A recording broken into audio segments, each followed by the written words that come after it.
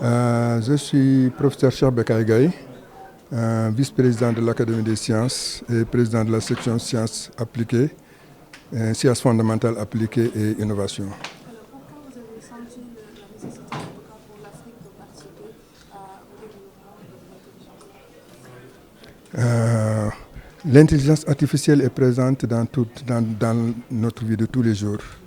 Vous utilisez tout ce que vous utilisez comme objet intelligent dans votre vie quotidienne. Donc, c'est un mouvement mondial et il est important quand même que l'Afrique puisse participer à ce mouvement-là. Et comme l'a rappelé notre cher ami, dans le contexte mondial, les idées circulent très rapidement, mais il faut avoir les moyens d'y participer. Et souvent donc, comme il le disait, il y a des rencontres qui se font dans les différents pays où on échange sur les progrès et souvent les Africains sont absents.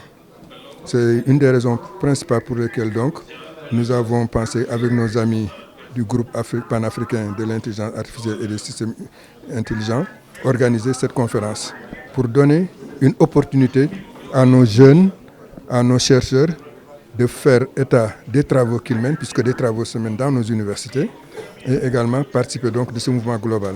Et comme vous l'avez vu, on va sortir un livre qui va montrer un peu tout ce qui est acquis et faire prendre conscience également aux décideurs de l'importance du sujet. Alors, l'Afrique peut mesurer un peu sa participation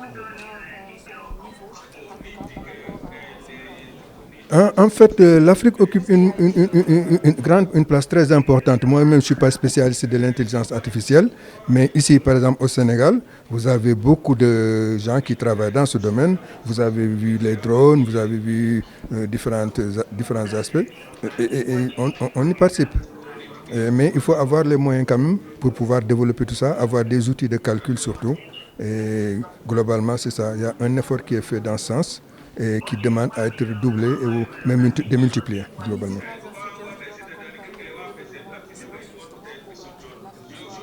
Absolument, absolument, absolument, absolument. Et je pense que le Sénégal, en ce moment, avec le plan stratégique de la recherche et de l'innovation qui est en cours d'élaboration, va redoubler ses efforts et aller dans ce sens-là.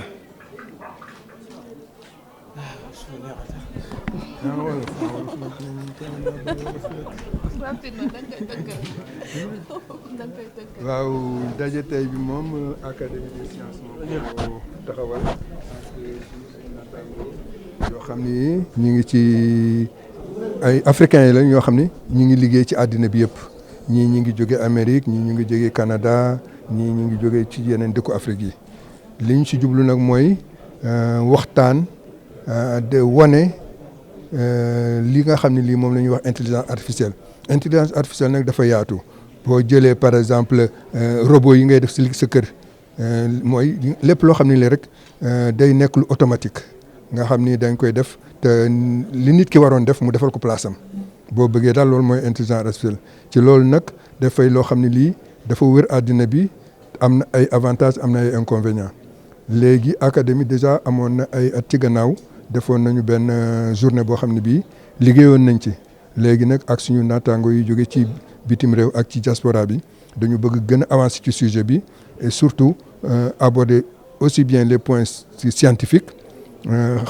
gëstu bi nu mu avancer ak fuñ ci toll ensuite xool aussi impact bi mu mën a am ci suñu àddina ak suñu vie.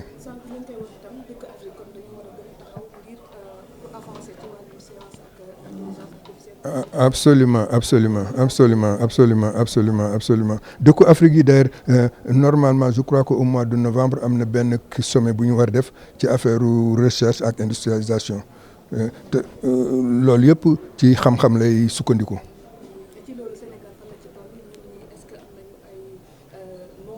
boo jëlee suñu université yi nombre bi moom doyagul c'est sûr. mais ñi ngi am na ay jéego yu ñuy def nit ñaa ngi koy jàngale ci université yi ñi ngi ciy góorgóorlu ñi ngi ciy gëstu te boo xoolee sax ci programme bi biñ ko déroulé gis ngeen doomu Sénégal yu bare gis ngeen ñu ni dañ def ay présentation voilà.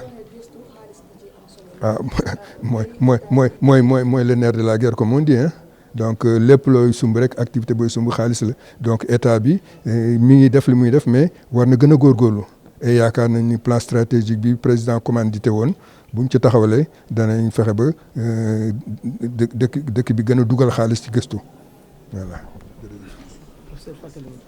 Cheikh Bekay Gaye la merci. Cheikh Bekay Gaye man professeur d'université là bu ñu dafa retraité mais maa ngi ci en tant que président section sciences fondamentales appliquées ak kii innovation. Merci. Un professeur retraité dans le domaine de l'informatique, communication et mathématiques numériques. Alors, est-ce qu'on peut savoir où en est l'Afrique aujourd'hui, si on voit se refaire le plan mondial par rapport à ces recherches? Donc c'est une bonne question puisque, vous savez, en 1856, lors de la naissance de la révolution industrielle, l'Afrique n'était pas représentée. Mais depuis ce temps, elle a essayé de consommer les produits de la révolution industrielle. Cependant, dans notre émergence, on n'a pas vraiment réussi à maîtriser et à exploiter cette révolution-là. Voilà pourquoi nous, en Afrique, on se retrouve là où on est maintenant. Maintenant, on est au début d'une naissance d'une autre révolution. La révolution d'intelligence intelligente qui va redéfinir qu'est-ce que l'être humain. Parce que c'est l'intelligence naturelle de l'être humain qu'on veut reproduire artificiellement. Donc il faut tout d'abord apporter quel est l'être humain qu'on veut représenter artificiellement dans les produits d'intelligence artificielle.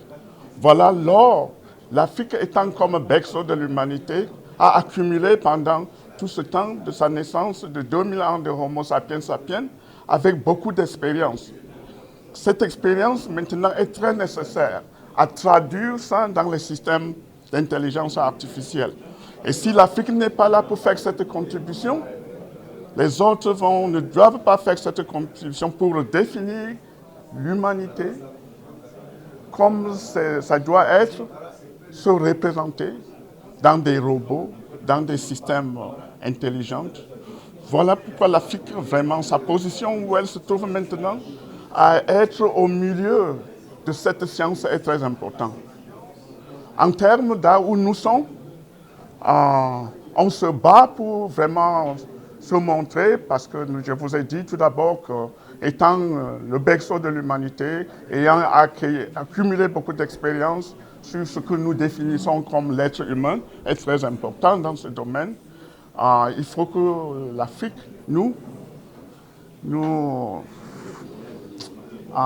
notre contribution est très nécessaire.